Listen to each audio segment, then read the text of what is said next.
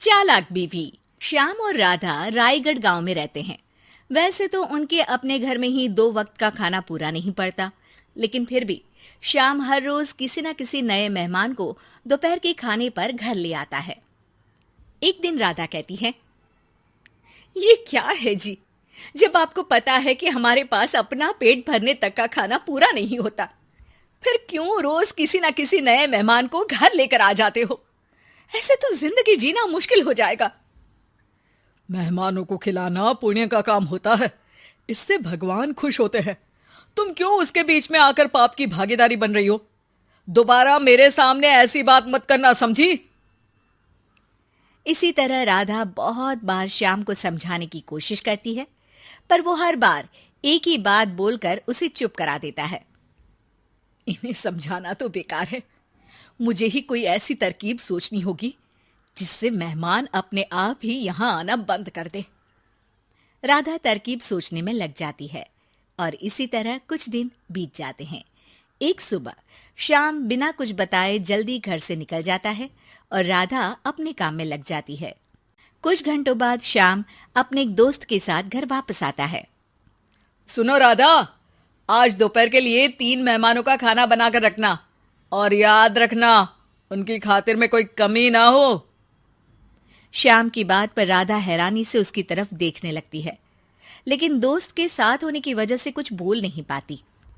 घर में तो ठीक तरह से 2 लोगों के खाने लायक तक दाल चावल नहीं है और इन्हें मेहमान बुलाने हैं। बस अपना अपना बोलते हैं, दूसरे की तो कभी सुननी ही नहीं है। क्या करूं मैं?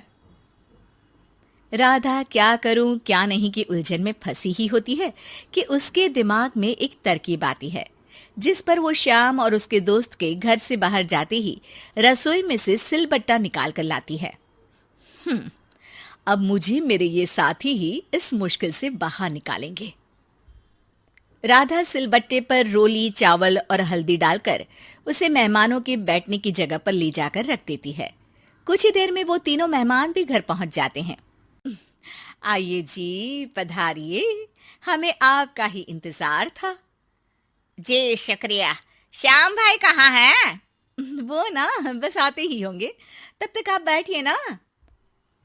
जैसे ही वो तीनों अपनी जगह पर बैठते हैं तो सामने पूजा किए सिलबट्टे को रखा देख असमंजस में पड़ जाते हैं। और बहन, ये सिलबट्टे की पूजा कर इसे यहाँ क्यों रखा है? क्या ये आपके यहाँ का कोई रिवाज है? अरे नहीं नहीं, वो तो मेरे पति की मन्नत है, इसलिए पूजा की है। हैं? सिलबट्टे पर कैसी मन्नत? मेरे पति ने मन्नत ली है कि वो अपने मेहमानों को खाना परोसने से पहले इस सिलबट्टे से 3 बार उनके सिर पर मारेंगे। राधा की ये बात सुन तीनों मेहमानों के चेहरों की हवाइयां उड़ जाती है, जिसे देख राधा मन ही मन हंसती हुई उन्हें दिलासा देते हुए कहती है, अरे आप लोग फिक्र मत कीजिए, ज्यादा तेज नहीं मारेंगे, बस 3 बार जरा सी थपकी। और ये सुनते ही तीनों मेहमान डर से कांपते हुए तुरंत अपनी जगह से उठ खड़े होते हैं। अरे अरे, आप सब उठ क्यों गए? मेरे पति बस आते ही होंगे, फिर सब साथ में खाना खाइएगा।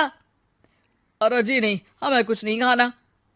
ये कहकर तीनों मेहमान बिना एक पल की और देरी किए घर से बाहर भाग जाते हैं, जिन्हें जाते हुए घर के अंदर आता श्याम देख लेता है। अरे वाह राधा, उन तीनों मेहमानों ने तो बड़ी जल्दी खाना खा लिया। नहीं ना, बिना खाए ही चले गए। अरे वो क्यों? क्योंकि वो खाने से पहले मुझसे ये सिलबट्टा मांग रहे थे, तो मैंने बोल दिया कि मेरी माँ ने दिया है, मैं नहीं दे सकती। बस फिर वैसे ही चले गए। राधा की बात सुन श्याम गुस्से से लाल होकर उस पर चिल्लाने लगता है। तुम पागल हो क्या? मेहमान को नाराज कर दिया। मेहमान जो मांगे उन्हें वो देना हमारा फर्ज है। इतनी सी बात तुम्हें कब समझ में आएगी? मैं अभी उन्हें ये सिलबट्टा देकर वापस घर में ले आता हूं, तुम खाना तैयार रखना।